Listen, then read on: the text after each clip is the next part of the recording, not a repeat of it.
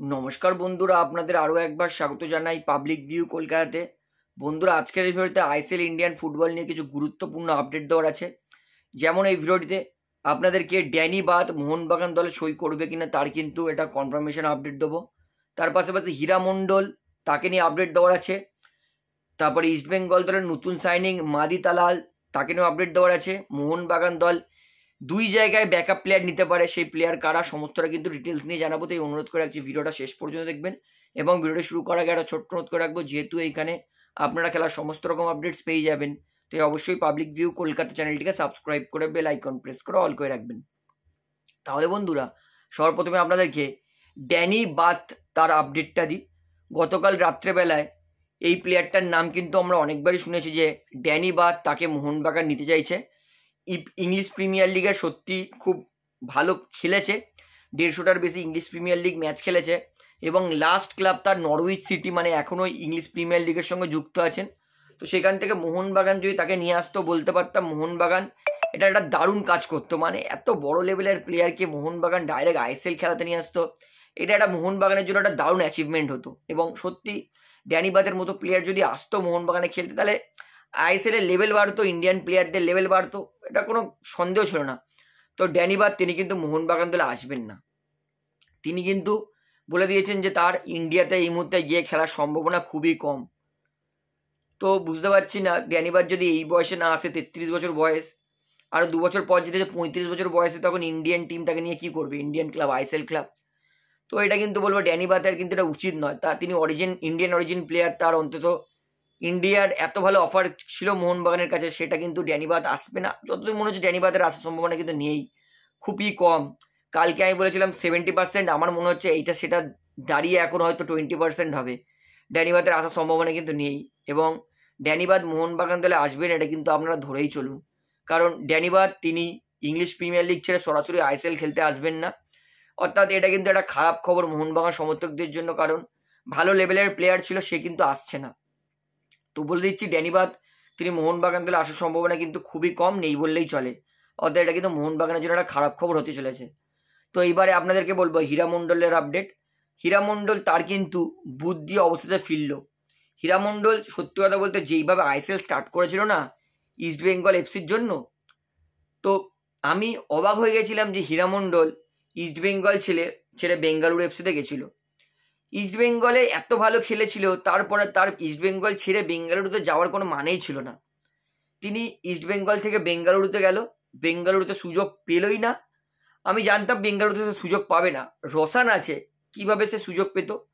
তো বেঙ্গালুরুতে সুযোগ না পেয়ে সে সেখান থেকে সিদ্ধান্ত নিল বেঙ্গালুরু ছেড়ে দেবো, গেম টাইম পাচ্ছি না বলে। সে তারপরে গেল নর্থ ইস্টেও তার ইঞ্জুরি লাগলো। মানে প্রথমত খারাপ সিদ্ধান্ত নিয়েছে, তারপরে ভাগ্য খারাপ। ওভারঅল হীরা মণ্ডল দেখে মনে হচ্ছিল যে এটা উজ্জ্বল নক্ষত্র, ভালো জায়গায় যাবে। সেই হীরা মণ্ডল প্রথমত নিজের খারাপ সিদ্ধান্ত, তারপরে ইঞ্জুরি, মানে ভাগ্য একটু খারাপ ছিল হীরা মণ্ডলের। তো ওভারঅল হীরা মণ্ডল যেইভাবে নাম কামিয়েছিল, সেই নামটা কিন্তু পুরোপুরি পড়ে গেছিল। অবশেষে হীরা মণ্ডল আবার ইস্টবেঙ্গল দলে ফেরার সিদ্ধান্ত নিয়েছে, এটা কিন্তু খুব ভালো করেছে হীরা মণ্ডল। এবং আমি সত্যি কথা চাই হীরা মণ্ডল আবার নাম ফিরে পাক। হীরা মণ্ডল যেইভাবে খেলেছিল ইস্টবেঙ্গল দলের হয়ে আবার সেই রকমই খেলুক, তাহলে ইস্টবেঙ্গল দল কিন্তু অনেক লাভ পাবে। তো হীরা মণ্ডল বেস্ট অফ লাক। তো এখনও দেরি হয়ে যায়নি, তো আশা করবো হীরা মণ্ডল আরও বেটার পারফরমেন্স দেবে এবং আরও বড় ফুটবলার হবে। তো আমার জন্য হীরা মণ্ডলকে বেস্ট অফ লাক।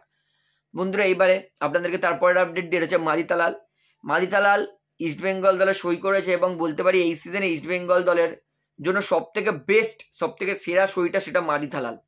এবং মাদি তালাল যেভাবে খেলেছিল পাঞ্জাবে লাস্ট সিজন, পাঞ্জাবে কিন্তু তার সাপোর্টিং ক্যারেক্টারে কোনো ভালো প্লেয়ার ছিল না।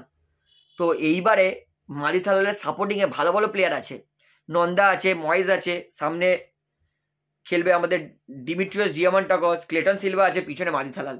মানে মাদি তালালের কাছে পাসিংয়ের অপশান খুলে গেছে 3টে, এবং মাদি তালাল নিজেও গোল করতে পারে। অর্থাৎ মাদি তালাল ভালো টিমে গেছে, তো এক ফোঁটা সন্দেহ নেই। এবং আমি বলতে পারি মাদি তালাল কিন্তু ইস্টবেঙ্গল দলের জন্য ভালো খেলবেই। এবং এইবার বলবো আমি কিন্তু ইস্টবেঙ্গল সত্যি নিজের পুরনো রূপ ফিরে পাবে।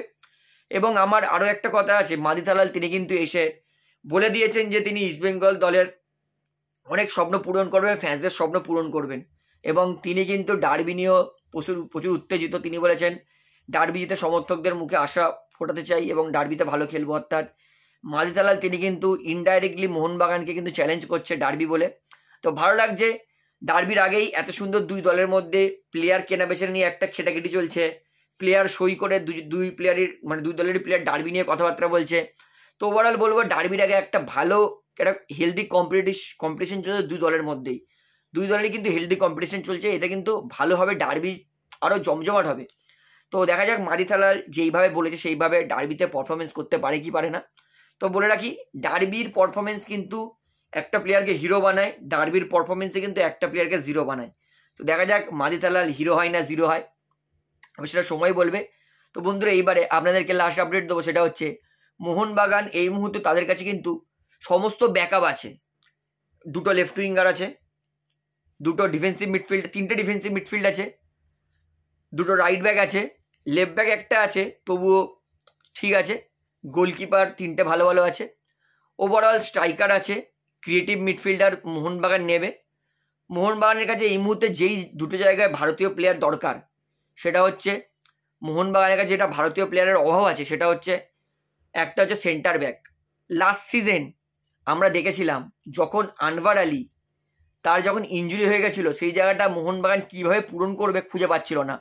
একবার রাজবস্ফোরকে খেলাচ্ছিল, একবার দীপেন্দুকে খেলাচ্ছিল, অর্থাৎ মোহনবাগানের কাছে এই কোনো অপশান ছিলই না যে আনোয়ার আলীর ব্যাকআপে কে খেলবে। তাই এই যাতে ভুলটা না হয়, এই বছর আমি চেষ্টা করব মোহনবাগান যাতে আনোয়ার আলীর ব্যাকআপে কোনো ভালো প্লেয়ার নেয়। নরেন্দ্র গেলাটকে মোহনবাগান ট্রাই করতে পারে, যদি নরেন্দ্র গেলাটের জন্য বেশি টাকায় অঙ্ক চায় তাহলে ছেড়ে দিক, তাহলে ডেভেলপমেন্ট প্লেয়ারকেই তৈরি রাখতে হবে। কিন্তু আমি চাই মোহনবাগান এবারে কিন্তু আনোয়ার আলীর ব্যাকআপটা খুঁজুক, কারণ আনোয়ার আলী ইঞ্জুরি খাওয়ার পর কিন্তু মোহনবাগানের অবস্থা কিন্তু খুব খারাপ হয়ে গেছিলো। আনোয়ার আলী ইঞ্জুরি হওয়ার পর থেকে কিন্তু মোহনবাগান এএফসি কাপ থেকে ছিটকে গেছিলো, তার আগে মোহনবাগান এএফসি কাপে 1 নম্বর ছিল। আনোয়ার আলী চোট খাওয়ার পর থেকে কিন্তু মোহনবাগান 4টে ম্যাচ মানে খেলতেই পারিনি আইএসএলে, যেখানে জিতছিল সেখানে হারতে শুরু করেছিল। অর্থাৎ আনোয়ার আলীর ব্যাকআপ কিন্তু মোহনবাগানের দরকার।